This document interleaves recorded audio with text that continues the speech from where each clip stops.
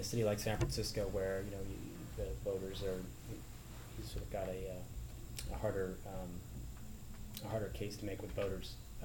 Is there something about Judge Mellon in particular that caused you to challenge him, or is it really just that sort of demographic calculus? I chose to run against Judge Mellon to give the voters a choice and to highlight the fact that I do not think he is a particularly good jurist, and that these facts are already well documented. There was a San Francisco Examiner survey of 4,700 trial attorneys that was done that looked at each of our Superior Court judges, and it asked trial attorneys to rate the judges in 6 different categories, and I believe that Judge Mellon was rated in the lowest category. He was rated in the lowest terms, or in the poorest terms, in each one of these categories. That's a pretty old survey, right? Wasn't that back in the late 90s? That's right, and I have no reason to believe that that's changed. I think that if you look at the 2007-2008 edition of California Courts and Judges, the comments regarding Judge Mellon are very disturbing. And although one has to expect that trial attorneys are going to have good and bad experiences in front of a judge, the comments in that bench book are, I think, for Judge Mellon, are out of character with the average for other judges. And so I would urge everyone to look at the 2007-2008 edition of the California Courts and Judges. I also feel that if you talk to attorneys who practice in front of Judge Mellon and his colleagues on the bench, that my point of view is one that's supported. Well, his colleagues on the bench all seem to be supporting him financially, or most all of them.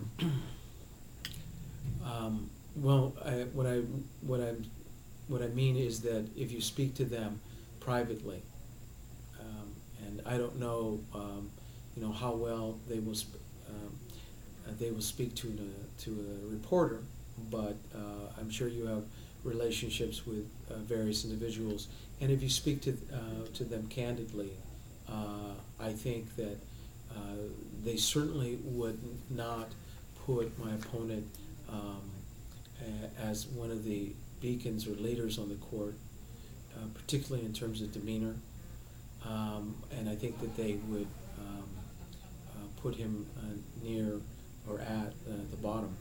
Other than demeanor, are there any specific rulings by Judge Mellon that you would call into question, or any litigants in particular that you think have gotten an unfair shake?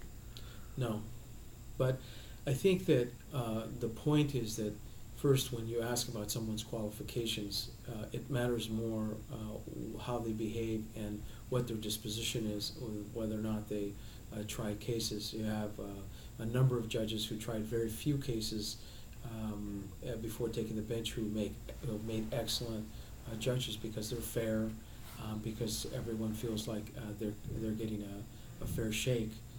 I think the other point is that when you look at his Judge Mellon's low marks, you have to then give greater weight to the issue of diversity. We all very familiar with the governor's lack of diversity in his judicial appointments. I believe Governor Schwarzenegger appointed, for example, 28 Latinos out of the last 304 appointments that he made. Right now, there are 4 Latinos in the appellate courts in California out of approximately 105. There's the very well publicized case, and I read your paper very closely every morning, and there's a very well publicized case of an individual in San Bernardino who was appointed to the bench, who was a Republican and rated not qualified by the bar there, but was appointed nevertheless by the governor. So the point is that you as well as voters need to look at me in context, you have a judge who's not, I think, particularly well qualified to serve on the bench because of his demeanor. On the other hand, you have a candidate who is well qualified, and there is an important and abiding issue of diversity. I believe that really is the fundamental issue in this campaign.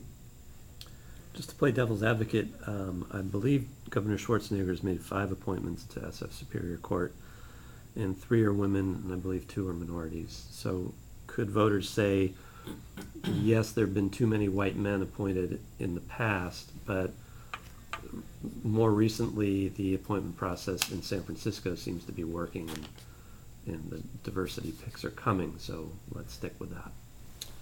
I think in San Francisco, the governor has been in quite a hole, and he hasn't come even halfway to climbing out of it.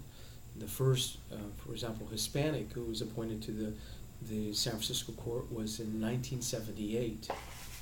30 years later, we're now up to 2 Hispanics. I have, if you look at the number of openly gay or lesbian attorneys who have been appointed by this governor to San Francisco's court, it's very, very low and not in any way proportionate to the population. If you look at his appointments statewide, which I think is much more important, he has not done very much to establish the legacy that he likes to talk about. I mean, in places like Sonoma County, there has never been a Hispanic judge. 17% of the population of Sonoma County is Hispanic. He was recently given 2 appointments through, SB 36, where he got 50 appointments statewide, and he was given 2 appointments in Sonoma, and neither of them were not only ethnic minorities, but neither of them represent the kind of diversity of practice area that both is needed in statewide and San Francisco. I wonder if you could talk a little bit about your contributor base, and you've raised a lot more money than Judge Mellon, and I wonder if you could talk about who's giving to you. Right. Well, first, keep in mind that I'm running in the same boundaries that a San Francisco mayor runs in. Right.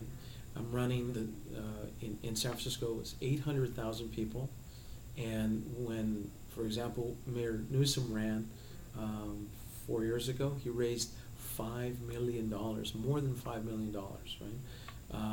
And so it's very difficult to communicate with 800,000 people without resources. I have asked a number of my colleagues on the board, like Supervisor Peskin, Supervisor Dufty, to help me raise money, and they, together working with me, have solicited contributions from a wide variety of people that we know. It was reported that I received contributions from lobbyists in San Francisco. Those contributions were less than 2% of the money that I've raised. So I think it's very much a red herring.